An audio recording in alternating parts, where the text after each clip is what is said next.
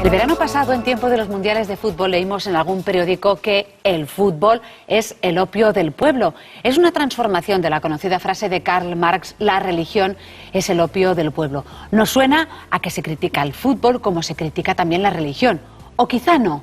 El opio es un veneno, pero también convenientemente administrado es una medicina. ¿Qué quería decir Marx exactamente? Pues nos lo va a despejar la profesora de filosofía Maite Larrauri, a la que damos la bienvenida. ¿Qué tal, Maite? Muy bien, Marta. Pues vamos, muy contenta de estar aquí. Contenta, pues ayúdanos. ¿Qué es lo que significa esta frase? ¿De dónde viene esta frase que se ha utilizado tantas veces? Esta frase, esta frase la escribió Marx en un libro que se llama La contribución a la crítica de la filosofía del derecho de Hegel. Y la frase, es interesante saber que tiene una coletilla, por así decirlo. La religión es el opio del pueblo, es el espíritu de una sociedad sin espíritu. Y es interesante la coletilla porque nos da la clave para entender la primera parte. Claro.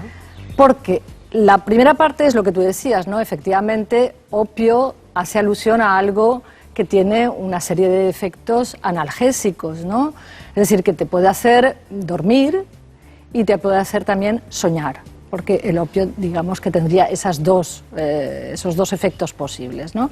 Entonces, cuando se dice que la religión es el opio del pueblo, se está diciendo que la religión aleja de la realidad porque te hace dormir y soñar es no estar con los pies en el suelo. Como un tipo de anestesia, quizá también. Como un tipo de anestesia, efectivamente, porque es así como se puede utilizar.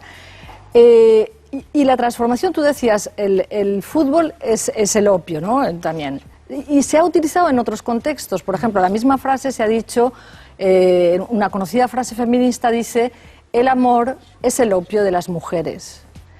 Y ahí de nuevo se está diciendo, ¿no?, que el amor ha podido servir históricamente para que las mujeres se despegaran de su propia realidad y entonces soñaran con otra realidad diferente a la que estaban viviendo, o durmieran y no fueran conscientes de lo que estaban viviendo, del sometimiento, de la miseria de sus propias vidas, es decir, como algo que solucionaría, digamos, ese aspecto miserable, ¿no? Y que entonces, en este sentido, el fútbol puede ser opio, el amor puede ser opio, y todo viene de la frase: la religión es el opio del pueblo, claro. Curioso, ¿no? Entonces, lo que estaba criticando Marx exactamente, ¿qué era? Con esa primera parte y esa segunda parte. La segunda parte nos da la clave, porque si dice que es el espíritu de un mundo sin espíritu, o sea, que la religión es el espíritu de un mundo sin espíritu, está señalando que no solo existen necesidades materiales. Y eso es interesante saberlo,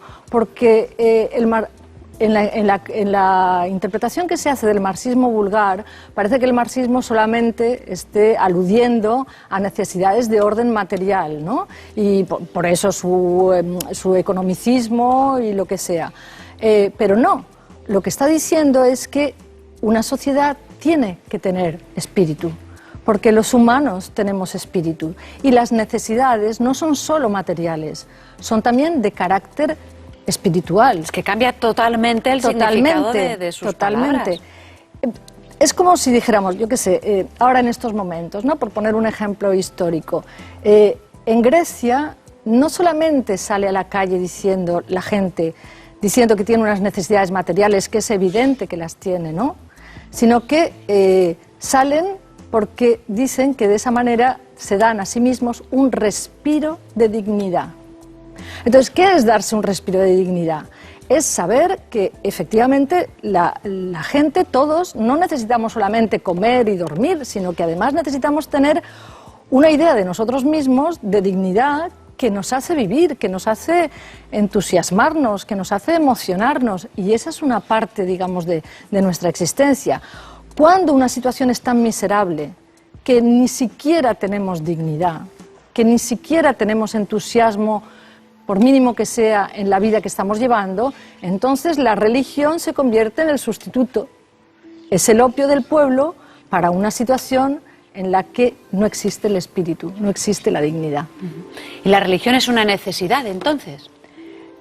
Si no es una necesidad, viene a cumplir un papel en ese punto. Pero claro, la crítica de Marx es evidente que a lo que está señalando es a que las situaciones sean de tal manera que la gente luche por la dignidad y al mismo tiempo se entusiasme por luchar por la dignidad y de esa forma aporte espíritu a su situación miserable.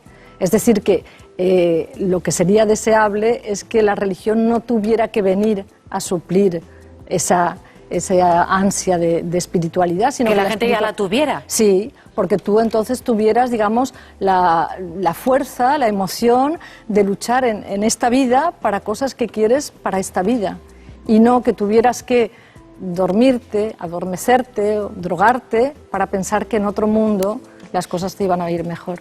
Maite, ¿qué vigencia tiene hoy en día esta frase? No sé si formularlo como pregunta o directamente como afirmación. Pues yo pienso que también en el mundo político mucha gente se ha dado cuenta de que es un elemento fundamental el que en las situaciones no solamente se ponga de manifiesto que la miseria es material, sino que la miseria también puede ser de carácter espiritual. Y si eso la política o la vida pública lo pone de manifiesto, la religión no tendrá dónde colarse. Si por el contrario estamos en una situación en la que no existe, digamos, esa especie de asunción pública de que las personas tenemos unas aspiraciones espirituales, entonces habrá quien venga a ofrecernos una alternativa espiritual, claro. Bueno, hemos repasado esta frase de Karl Marx que tenía esa segunda parte. Si te parece, vamos a decirla toda para que quede constancia de que esa era la original. Sí. Y con ello terminamos. A ver, dila tú. La religión es el opio del pueblo, en lo que el espíritu de una sociedad que carece de espíritu. Que carece de espíritu. Pues muchísimas gracias, Maite. Lo dejamos aquí. Gracias a ti, Marta.